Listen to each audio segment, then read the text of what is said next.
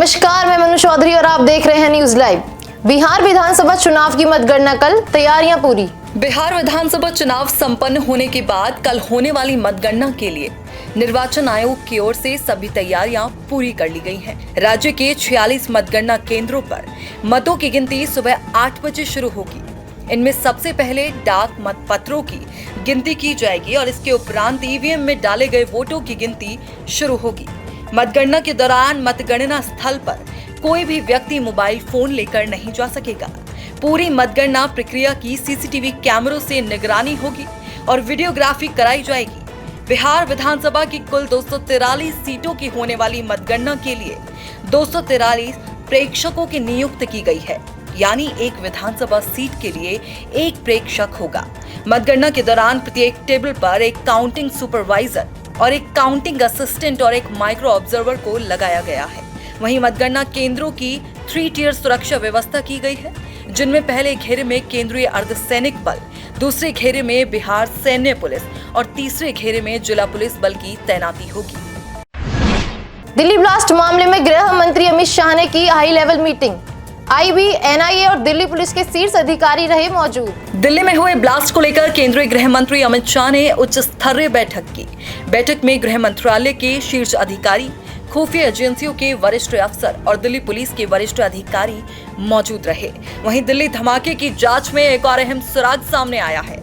इस मामले में एक संदिग्ध ब्रेजा कार को अल फलाह यूनिवर्सिटी से बरामद किया गया है। इसके अलावा उत्तर प्रदेश के 18 लोग सुरक्षा एजेंसियों की निगरानी में हैं।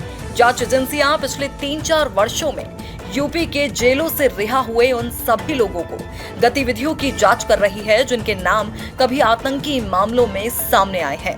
दूसरी ओर दिल्ली के लाल किले के पास हुए धमाके में अब तक 13 लोगों की जान गई है। बीती रात बिलाल हसन की LNJP अस्पताल में इलाज के दौरान मौत हो गई। वे ICU में वेंटिलेटर सपोर्ट पर थे। दिल्ली ब्लास्ट पर बोले अमेरिकी विदेश मंत्री रूबियो, आतंकी हमले की जांच में भारत सक्षम, हमारी जरूरत नहीं। दिल्ली में लाल किले के पास हुए विस्फोट को अमेरिकी विदेश मंत्री मार्को रूबियो ने भी आतंकी हमला बताया है। रूबियो ने यह भी कहा कि भारतीयों की सराहना की जानी चाहिए क्योंकि वे इस जांच को बहुत सोच समझकर, सावधानी से और पेशेवर तरीके से कर रहे हैं। ये साफ तौर से आतंकवादी हमला था जिसमें कई लोग मारे गए। अमेरिकी विदेश मंत्री रूबियो ने इस मामले में भारतीय विदेश मंत्री S जयशंकर से बात की।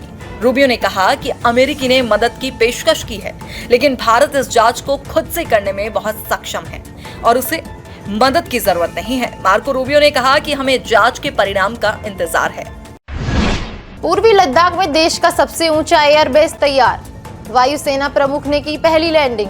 भारत ने पूर्वी लद्दाख में चीन से सटी वास्तविक नियंत्रण रेखा के करीब मुदन्योमा में देश का सबसे ऊंचा एयरबेस तैयार कर लिया है। भारतीय वायुसेना के प्रमुख air chief marshal Amarpreet Singh ने military transport aircraft C-130J super Hercules से इस एयरबेस पर पहली लैंडिंग की है। ये एयरबेस 13,700 फीट की ऊंचाई पर बनाया गया है और चीन सीमा से महज 30 किलोमीटर की दूरी पर है। निकट भविष्य में इस एयरबेस से लड़ाकू विमानों के ऑपरेशंस भी हो सकते हैं और ऐसा होने पर न्यूमा एयरबेस दुनिया का सबसे ऊंचाई पर स्थिर फाइटर जेट्स के ऑपरेशंस वाला बेस बन जाएगा। लद्दाख में भारतीय वायुसेना के इससे पहले 3 महत्वपूर्ण एयरबेस थे, जिनमें लेह, करगिल और थोएस शामिल हैं। इसके अलावा दौलत बेग ओल्डी में एक छोटी एयर स्ट्रिप है जहां हेलीकॉप्टर और सैन्य मालवाहक विमान उतर सकते हैं। अफगानिस्तान ने अपने व्यापारियों को दिया अल्टीमेटम, 3 महीने में पाकिस्तान से बंद करो व्यापार। अफगानिस्तान सरकार ने पाकिस्तान की चिंता और बढ़ा दी है। अफगान मामलों के उप प्रधानमंत्री मुल्ला अब्दुल गनी बरादर ने व्यापारियों को 3 महीने की डेडलाइन देते हुए पाकिस्तान के साथ व्यापार के हर रास्ते बंद करने की शुरुआत कर दी है। बरादर ने पाकिस्तान की दवाओं से लेकर ट्रेड रूट तक सब कुछ बंद करने के आदेश दिए हैं। बरादर ने व्यापारियों को चेतावनी देते हुए कहा कि जो भी इस आदेश का पालन नहीं करेगा उससे सारे सहयोग खत्म कर दिए जाएंगे। उद्योगपतियों और व्यापारियों के साथ बैठक के दौरान आर्थिक मामलों के उप प्रधानमंत्री मुल्ला अब्दुल गनी बरादर ने पाकिस्तान के साथ व्यापार के सारे रास्ते बंद करने की हिदायत दी है। घरेलू शेयर बाजार में लौटी हरियाली, 300 अंक चढ़ा सेंसेक्स, निफ्टी 25,900 के पार। घरेलू शेयर बाजार में आज शुरुआती गिरावट के बाद धीरे धीरे सुधार देखने को मिला। इस दौरान बीएसई सेंसेक्स 275 अंकों की बढ़त के साथ 84,742 अंक के लेवल पर पहुंच गया, जबकि एनएसई निफ्टी 86 अंक बढ़कर 25,962 अंक के लेवल पर पहुंच गया। इस बीच सेंसेक्स ने करीब 300 अंकों की बढ़त ली है। शेयर बाजार में आज आईटी, मेटल, ऑटो सेक्टर के शेयरों में अच्छी खरीदारी देखने को मिली और कई दिग्गज स्टॉक्स टॉप गेनर्स की लिस्ट में शामिल रहे।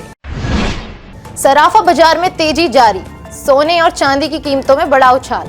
सराफा बाजार में तेजी के बीच सोने और चांदी के भाव में बड़ा उछाल आया है।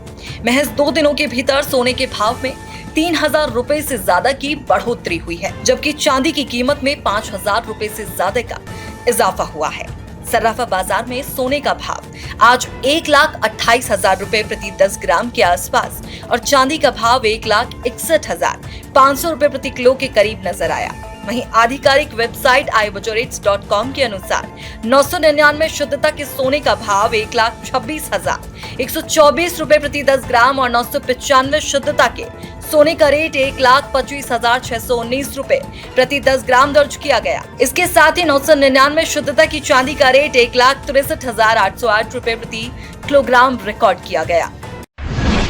आज के लिए बस इतना ही। कल फिर मिलेंगे देश दुनिया की नई जानकारियों के साथ। तब तक के लिए देखते रहिए और सब्सक्राइब करिए IAMT मीडिया।